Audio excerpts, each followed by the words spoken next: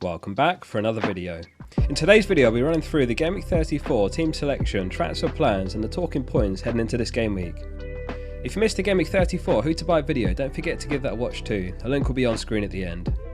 Before we jump in, today's video has been sponsored by FotMob, which is a completely free live score app, link below where to get it. From an FPL perspective, the app has some unbelievable features to enhance your football and FPL experience. When viewing the lineups, there's a fantasy button which you can tap, and this switches from player ratings to their FPL points for that game. I can't believe FPL doesn't have this feature themselves, where you can view the entire 11 plus their points for a complete overview. The app doesn't just alert you to goals, but it can also alert you for assists. In the match stats, you can view a detailed breakdown including useful FPL metrics such as XG, and you can compare players on the fly. It's free and supports the channel, so give it a try and see what you think. Massive thank you again to FotMob. Click the link at the top of the description to get the app for free now. Enjoy the video. A quick look back at Gameweek33 win. At the time of recording, 72 points of Adams to play. In hindsight, avoiding Spurs completely would have been better and find room for Ronaldo in Son's place. Adams got his first benching for 11 games, though St Maximin was the only other forward being considered in his place, so not a huge swing. Chips aren't always a success, and this one's certainly wasted. Nonetheless, a useful lesson. It is another double game week in Gameweek34, albeit smaller, which we plan to try and capitalise on. So here's how the team's shaping up for Gameweek34. In goal is Ramsdale, who faces an out-of-form Man United side that were beaten comfortably last game week. The goalkeeper spot is a tough one this week, as Dubravka faces Norwich away. However, form comes into play here, and both keepers look dead even, certainly on predicted points. It's a big game for Arsenal and Man United in their top 4 ambitions, which could play out a cagey affair, and Tomiyasu is back in training, which is a big boost. Over the last 6 games played, Man United are rock bottom in the league for expected goals. James gets the vice captaincy for the double game week against West Ham and Man United. He's been getting minutes in right centre back as opposed to right wing back in order to avoid overexerting him, which does lower his ceiling potentially, but it could also increase his expected minutes. You never quite know what you're going to get with James. He's got a monster haul in him, but he's also made plenty of cameos for 1-pointers. Trent and Robertson faced Everton for a great looking fixture at Anfield again. He backed Liverpool for another comfortable win, and over the last 6 games played, Everton are 17th worst for expected goals conceded. Over that run, they've conceded 23 chances down the left and right flank, and 14 through the middle, so there could be plenty of chances for the fullbacks. Salah gets the armband this game week. You could definitely make the case for a Chelsea double game week player for captaincy, but we're back in the Egyptian.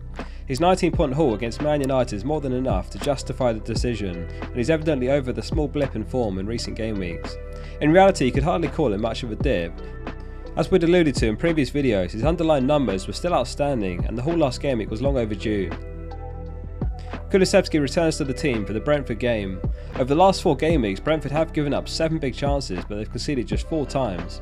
The only issue with Kulusevski is that you expect him to be the first attacker sacrificed when the game's not going Tottenham's way, and that's what we saw last game week. However, he represents excellent values for only 6.4 mil, and he stays in the team.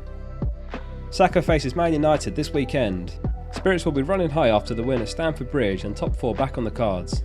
They'll be boosted by the return of Tomiyasu, and Lacazette was also spotted back in training. It's a home match against Man United, who haven't kept a clean sheet since Gameweek 27 against Watford 7 games ago. Barnes faces Aston Villa this game week, though he's in the transfer plans to leave the team.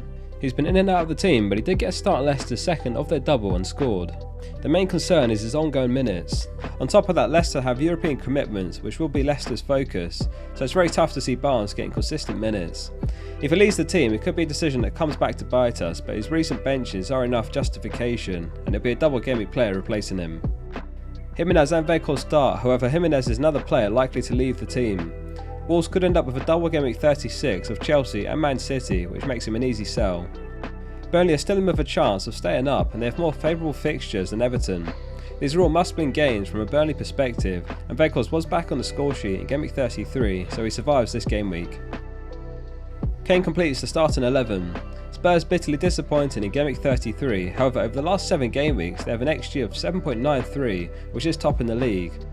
So the underlying numbers are still there, and Tottenham have strong fixtures either side of the double game week 36. On the Kane vs Son debate a few weeks back, I felt that Kane helps ease up a striker spot where there's so few options, but it's played out as one of those 50-50 calls with huge swings.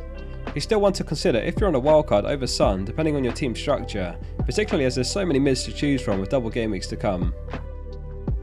On the bench is Dubravka, Size, Gordon and Doherty. We'll find out in Game Week 34 whether Saiss has regained his spot after a couple of benchings. However, Doherty is a problem and he may survive this game week and is selling Game Week 35 or 36 instead.